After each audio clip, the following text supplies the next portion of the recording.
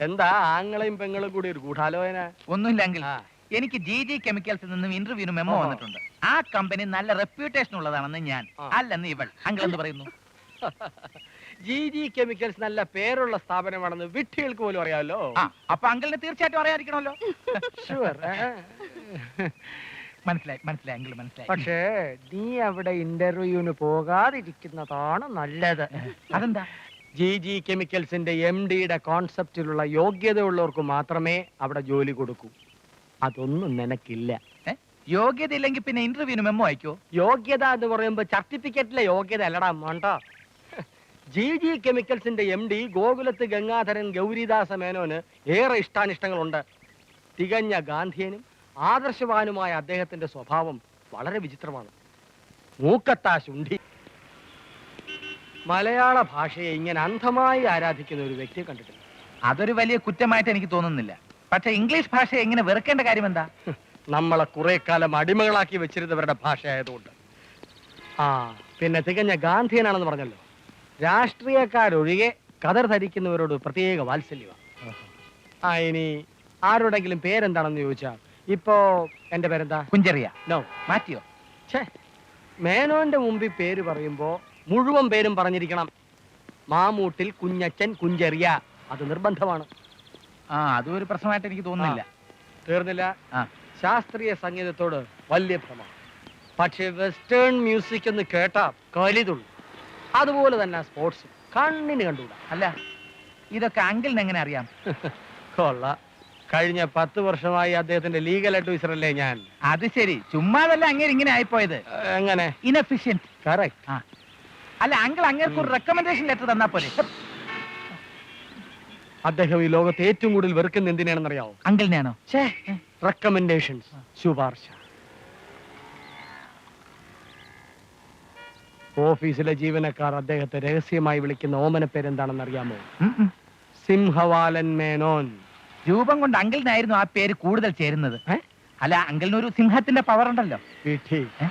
സിംഹവാലൻ എന്ന് പറഞ്ഞ അന്യം നിന്ന് പോയ ഒരു സൈസ് കുരങ്ങ. ആ ടൈപ്പ് സ്വഭാവങ്ങൾ അദ്ദേഹത്തിനുള്ളത്.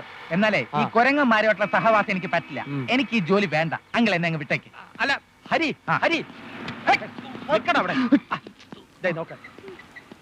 ഈ ഏടാകൂടങ്ങളൊക്കെ ആണെങ്കിൽ സിംഹവാലന്റെ കമ്പനി കയറി പറ്റാൻ കഴിഞ്ഞാൽ നീ രക്ഷപ്പെട്ടു. എന്തൊക്കെ ആനുകൂല്യങ്ങളാ! LIC, provident fund, gratuity, bonus, ഇതിനൊക്കെ പുറമെ ശമ്പളം. ജോയിൻ ചെയ്ത് 1 വർഷം കഴിഞ്ഞാൽ 50,000 രൂപ വരെ ലോൺ എടുക്കാം. സൗകര്യം പോലെ തവണകളായിട്ട് അടച്ചാൽ മതി. എങ്ങനെയെങ്കിലും അവിടെ കയറി പറ്റാൻ കഴിഞ്ഞാൽ ഊർമിളയുടെ കല്യാണ കാര്യത്തിന് ഒരു പരിഹാരമാവുമായിരുന്നു. ആവുമേ? അല്ലെങ്കിൽ ഒരു സംശയം, ഈ സിംഹവാലൻ ഇത്രയ്ക്ക് കുഴപ്പക്കാരനാണെങ്കിൽ അങ്ങയുടെ വീട്ടുകാരെങ്ങനെ സഹിക്കുന്നു? അതല്ലേ രസം. ഈ ആദർശവും ഗാന്ധിസും ഒക്കെ ഓഫീസിലേ നടക്കൂ. അങ്ങേർക്ക് ആണും പെണ്ണുമായിട്ട് ഒറ്റ മോള. ഈ അഭ്യാസം ഒന്നും അവളോട് ചെലവാവില്ല. അവളൊരു വിളഞ്ഞ വിത്ത.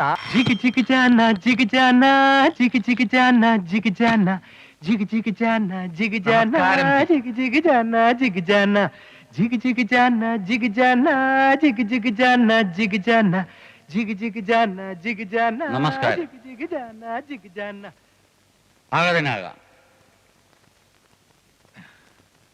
ആസനസ്ഥനാകൂ.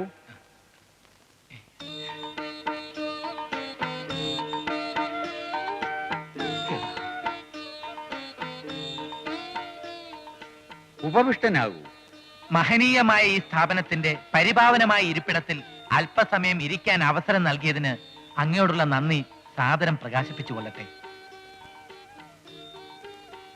നാമധേയം? പൂങ്കുന്നത്ത് കാവ് പുലികിടന്ന മടയിൽ മാർത്താണ്ഡൻ ഹരിപ്രസാദ്. ഇത്രയും നീളത്തിൽ പേര് പറയുന്നത് ഒരു അസൗകര്യമല്ലേ? ക്ഷമിക്കണം. മഹാത്മജിയുടെ ആരാധകനായിരുന്ന എന്റെ അച്ഛന് ചില നിർബന്ധങ്ങളൊക്കെ ഉണ്ടായിരുന്നു. ഒരാളെ തിരിച്ചറിയാനുള്ള ഉപാധിയാണല്ലോ അയാളുടെ പേര്. PM ഹരിപ്രസാദ് എന്ന പേരിൽ വേറെ പലരും ഉണ്ടാവും. പക്ഷേ പൂങ്കുന്നത്ത് കാവ് പുലികിടന്ന മടയിൽ മാർത്താണ്ഡൻ ഹരിപ്രസാദ് ഞാൻ ഒരാളെ കാണും. വളരെ ശരിയാണ്. നിങ്ങളുടെ അച്ഛൻ ഒരു ഗാന്ധിയനാണല്ലേ? ആയിരുന്നു എന്ന് പറയുന്നതാണ് കൂടുതൽ ശരി. അതെന്താ, ഇടയ്ക്ക് വെച്ച് അദ്ദേഹം കമ്മ്യൂണിസ്റ്റുകാരനായോ? അല്ല, അദ്ദേഹം മരിച്ചു. മരിക്കുന്നതിന് തൊട്ടു മുമ്പ് വരെ അദ്ദേഹം തികഞ്ഞ ഗാന്ധിയനായിരുന്നു. ഓ, ദണ്ഡിയിലെ ഉപ്പ് സത്യാഗ്രഹത്തിന് മഹാത്മജിയോടൊപ്പം അച്ഛനുമുണ്ടായിരുന്നു. എനിക്ക് 15 വയസ്സാകുന്നവരെ കറിക്ക് ആ ദണ്ഡി ഉപ്പാണ് ഞങ്ങൾ ഉപയോഗിച്ചുകൊണ്ടിരുന്നത്. മാരഡോണയെ പറ്റി എന്താണ് അഭിപ്രായം? എനിക്ക് മധുര പലഹാരങ്ങൾ ഇഷ്ടമല്ല. പലഹാരമല്ല, ഒരു വ്യക്തിയുടെ പേരാണ്. എനിക്കറിയില്ല. ലോക പ്രശസ്ത കാൽപന്ത് കളിത്താരം മാരഡോണയെ നിങ്ങൾ അറിയില്ലെന്നു? ക്ഷമിക്കണം, കായിക രംഗത്തെക്കുറിച്ചുള്ള എന്റെ അറിവ് വളരെ പരിമിതമാണ്. മാത്രമല്ല, യുവജനങ്ങളുടെ മനുഷ്യശേഷി കളിക്കളങ്ങളിൽ പാഴാക്കി കളയുന്നതിൽ എനിക്ക് അമർഷമുണ്ട്. കായിക വിനോദങ്ങളിൽ നഷ്ടപ്പെടുത്തുന്ന മനുഷ്യശക്തി നിർമ്മാണ പ്രവർത്തനങ്ങൾക്ക് വേണ്ടി പ്രയോജനപ്പെടുത്തിയിരുന്നെങ്കിൽ ഈ നാടെന്ന് നന്നായനെ. മഹത്തായ ചിന്താഗതി. പക്ഷേ നമ്മുടെ ചെറുപ്പക്കാർ വഴിതെറ്റിപ്പോയിരിക്കുന്നു. ഞാൻ ഇങ്ങോട്ട് വന്നത് ഹരിതവർണ്ണ ത്വരിതഗമന രാജശകടത്തിലാണ്. ആ വാഹനത്തിലും 4 പേർ സ്വനഗ്രാഹി യന്ത്രം കാതിൽ വെച്ച് കാൽപന്ത് കളിയുടെ ദൃക്സാക്ഷി വിവരണം കേൾക്കുന്നത് എനിക്ക് കാണാൻ കഴിഞ്ഞു. അതെന്താ ഈ ഹരിതവർണ്ണ ത്വരിതഗമന രാജശകടം? KSRTCയുടെ സൂപ്പർ എക്സ്പ്രസ്. ഓ, അങ്ങനെ പറയുന്നതല്ലേ എളുപ്പം. അതിന്റെ പേരിൽ ഈ സ്ഥാപനത്തിൽ എനിക്ക് ജോലി കിട്ടിയില്ലെങ്കിലും വേണ്ടില്ല. കഴിയുന്നതും ഞാൻ മലയാളമേ സംസാരിക്കൂ. മലയാളികളെങ്കിലും മലയാളത്തിൽ സംസാരിച്ചില്ലെങ്കിൽ മനോഹരമായ ഈ ഭാഷയുടെ ഗതി എന്താകും? ഒരു നേരത്തെ ഭക്ഷണത്തിന് വേണ്ടി മാതൃഭാഷയെ തള്ളിപ്പറയുന്നവരോട് എനിക്ക് പുച്ഛമാണ്.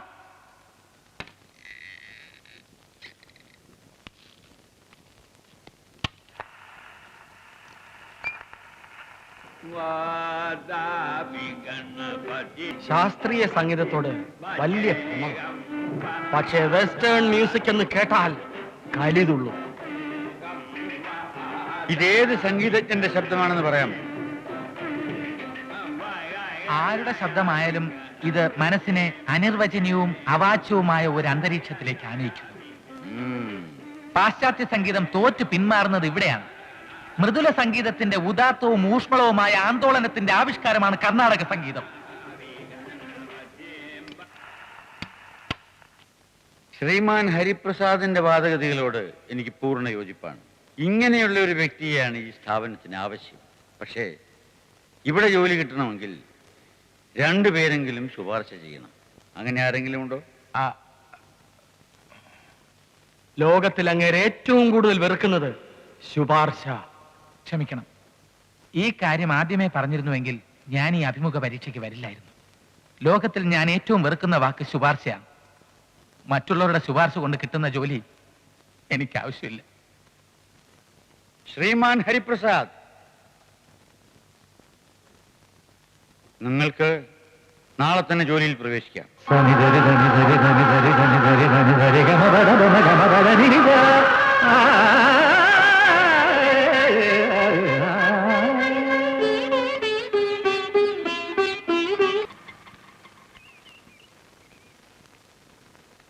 മേധാവി,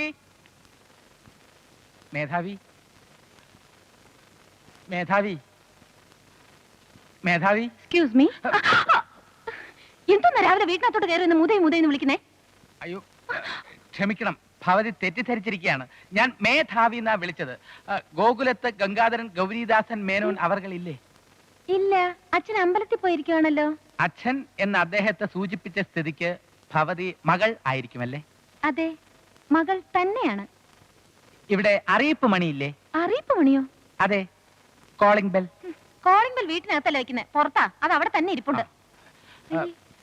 ആള് വന്ന സ്ഥിതിക്ക് ഇനിയിപ്പോ പുറത്തു പോയി മണി അടിക്കണോ? ആളൊരു ബോറനാണെന്ന് തോന്നല്ലേ ഈശ്വര. ബോറൻ നിന്റെ തന്തയാടി. കുഞ്ചറി അങ്കിൾ പറഞ്ഞത് ശരിയാ, എവളൊരു ഭൂമി കുലുക്കി പക്ഷി തന്നെ. നമ്മളാരാ മനസ്സിലായില്ല? ഞാൻ പുലി കിടന്ന മടയിൽ. പുലിയുടെയും കടുവയുടെയും കാര്യമൊന്നും കേൾക്കണ്ട. നിങ്ങളുടെ പേരാ ചോദിച്ചത്. ഹരിപ്രസാദ്, GG കെമിക്കൽസിന്റെ മാനേജർ. അച്ഛനല്ലേലും ഇങ്ങനെയുള്ള ആൾക്കാരല്ലേ കിട്ടൂ. എന്താ? അല്ല, അച്ഛൻ എപ്പോഴും ഇങ്ങനെ സ്മാർട്ട് ആയിട്ടുള്ള ആൾക്കാരെ ജോലിക്ക് വെക്കാറുള്ളൂ എന്ന് പറയായിരുന്നു. മണ്ടനാക്കാതടി. വായിൽ വെള്ളിക്കരണ്ടിയുമായിട്ട് പറന്നു വീണ നിനക്കൊക്കെ സാധാരണക്കാരന്റെ പ്രശ്നങ്ങൾ മനസ്സിലാവില്ല. നീ നോക്കിയോ, ഭരണം ഞങ്ങളുടെ കയ്യിൽ വരും. അയ്യേ, എന്തിനാ ഇളിക്കുന്നേ? എനിക്ക് പോകാൻ ധൃതിയുണ്ട്. പിതാവ് വരുമ്പോൾ ഈ ഇടപാട് കടലാസുകൾ അദ്ദേഹത്തെ സുഭദ്രമായി ഏൽപ്പിച്ചാൽ മതി. ഓ, പോയി വരാം. നമസ്തേ ജി. നമസ്തേ ജി. അയ്യ, സിംഹവാലിന് പറ്റിയ കബീഷ് തന്നെ. കൂടുതൽ വാചകമൊന്നും വേണ്ട. ജോലി കിട്ടിയത് പിന്നെ നീ ആളാകെ അങ്ങ് മാറി. നിനക്കിപ്പോ ഞങ്ങളെ ഒന്നും വേണ്ട. ദേ, അനാവശ്യം പറയരുത്. ആ സിംഹവാലിന്റെ സ്വഭാവം നിങ്ങൾക്ക് അറിഞ്ഞുകൂടാത്തുണ്ടാ? അയാളെ പേടിച്ച് എത്ര നാളിങ്ങനെ കഴിയാമെന്ന? എനിക്ക് കൺഫർമേഷൻ ആകുന്നവരെ. ഫസ്റ്റ് ഊർമിളയെ ഒരു കര പറ്റിക്കണം. ഉത്തരവാദിത്വങ്ങൾ മുഴുവൻ എന്നെ ഏൽപ്പിച്ചിട്ടാ അച്ഛനും അമ്മയും പോയത്. കമ്പനിയിൽ നിന്ന് ഒരു ലോൺ എടുത്തിട്ട് എത്രയും പെട്ടെന്ന് അവളുടെ വിവാഹം നടത്തണം. നീ പറയുന്ന കേട്ടാത്തൊന്നും ഞങ്ങൾക്കൊന്നും ഉത്തരവാദിത്തങ്ങളില്ല. പിന്നെ കുടുംബത്തിന് വേണ്ടി മെഴുതിരി പോലെ ഉരുകാനൊന്നും എന്നെ കിട്ടത്തില്ല. അച്ഛനും അമ്മയും ഇല്ലാത്ത പ്രായമായ ഒരു പെൺകുട്ടി വീട്ടിലുണ്ടെങ്കിലേ മെഴുകുതിരി പോലല്ല, കുന്തിരിക്കം പോലെ തീക്കകത്ത് കിടന്ന് ഉരുകും. നീ കുന്തിരിക്കം പോലെ സാമ്പ്രാണി പോലെ ഉരുകി കുടുംബത്തിൽ സുഗന്ധം പരത്തി കഴിഞ്ഞോ?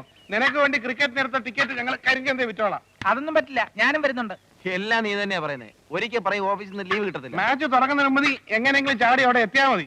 മുടന്ത ന്യായങ്ങൾ പറഞ്ഞ് ഓഫീസിൽ നിന്ന് മുങ്ങിയാൽ അതെന്റെ കൺഫർമേഷനെ ബാധിക്കും. കുറച്ച് ഗഡ്സ് കാണിക്കെന്റെ ഹരി. എല്ലാത്തിനും വഴി ഞാൻ കണ്ടിട്ടുണ്ട്. നാളെ കൃത്യം 3 മണിക്ക് ഗോകുലത്ത് ഗംഗാധരൻ ഗൗരിദാസന് ഈ അമ്പലമേട്ടിൽ അച്യുതൻ അരവിന്ദന്റെ ഒരു ഫോൺ വരും. നിന്റെ പ്രതിച്ഛായക്ക് കോട്ടം തട്ടാത്ത രീതിയിൽ ഓഫീസിൽ നിന്ന് മുങ്ങാനുള്ള ഒരു ഗംഭീര ഐഡിയ എന്റെ മനസ്സിലുണ്ട്.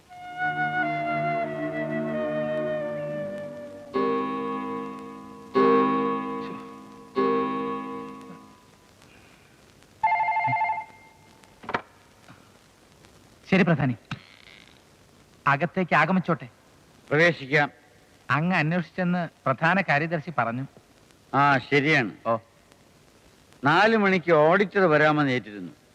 ഇപ്പോൾ വിളിച്ചു പറയുന്നു എന്തോ അസൗകര്യമാണെന്ന്. ഓഡിറ്റർ എന്ന വാക്കിന് മലയാളമുണ്ട്, കണക്ക് പരിശോധകൻ. ബലേഭേഷ്, ഹരിപ്രസാദിനെ പോലെയുള്ള ഭാഷാ സ്നേഹികളെയാണ് ഈ സ്ഥാപനത്തിന് ആവശ്യം. ഓഡിറ്റർക്ക് മലയാളം കിട്ടിയെന്നും ആയതുകൊണ്ട് ആ പദം ഇനിമേൽ ഉപയോഗിക്കാൻ പാടില്ല എന്നും കാണിച്ചുകൊണ്ട് ജീവനക്കാർക്കൊരു അറിയിപ്പ് ഉടൻ തന്നെ പുറപ്പെടുവിച്ചേക്കൂ. ആയിക്കോട്ടെ. ഒരു സംശയം മേധാവി. ചോദിച്ചോളൂ. ഈ കാര്യാലയത്തിൽ എല്ലാം മലയാളമയമാണ്. പക്ഷേ സ്ഥാപനത്തിന്റെ പേര് മാത്രം GG കെമിക്കൽസ്. അതിലൊരു അപാകതയില്ലേ? യഥാർത്ഥത്തിൽ ഗാഗ രാസ പദാർത്ഥ നിർമ്മാണശാല എന്നല്ലേ വേണ്ടിയിരുന്നത്? ന്യായമായ ചോദ്യം. ഇതുവരെ മറ്റാരോടും വെളിപ്പെടുത്താതിരുന്ന രഹസ്യം ശ്രീമാൻ ഹരിപ്രസാദിനോട് പറയുകയാണ്. എന്റെ അപ്പൂപ്പനാണ് ഈ സ്ഥാപനം ആരംഭിച്ചത്. സ്ഥാപനം ഇത്രയും പേര് നേടിയത് കൊണ്ടും പേര് മാറ്റിയാൽ അദ്ദേഹത്തിന്റെ ആത്മാവ് കോപിക്കുമോ എന്നുള്ള ഭയവും കൊണ്ടാണ് ഈ പേര് ഇതുവരെ മാറ്റാത്തത്. കാര്യത്തിലേക്ക് കിടക്കാം. ഹരിപ്രസാദ് ഉടനെ തന്നെ കണക്ക് പരിശോധകന്റെ കാര്യാലയം വരെ പോണം. ഇന്ന് തന്നെ പോണോ? വേണം. വക്കീലിനെ കണ്ടിട്ട് ഞാൻ അവിടെ എത്തിക്കോളാം.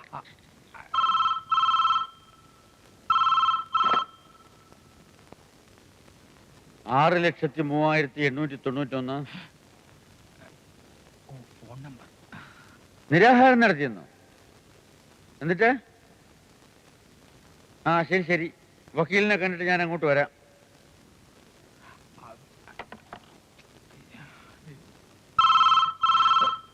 മേധാവി,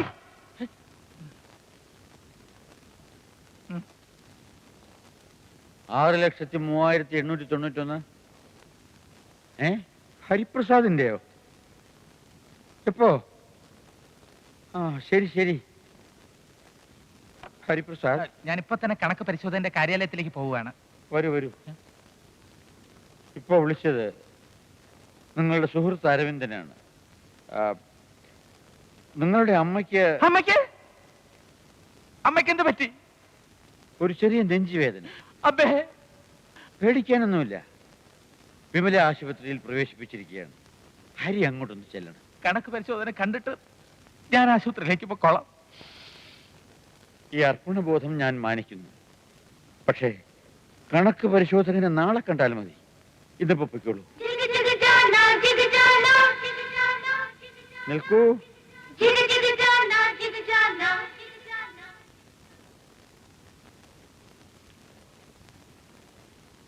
ആശുപത്രിയിൽ അത്യാവശ്യ ചെലവുകൾക്ക് ഇത് വെച്ചോളൂ. അയ്യോ വേണ്ട ജി. വാങ്ങിക്കോളൂ.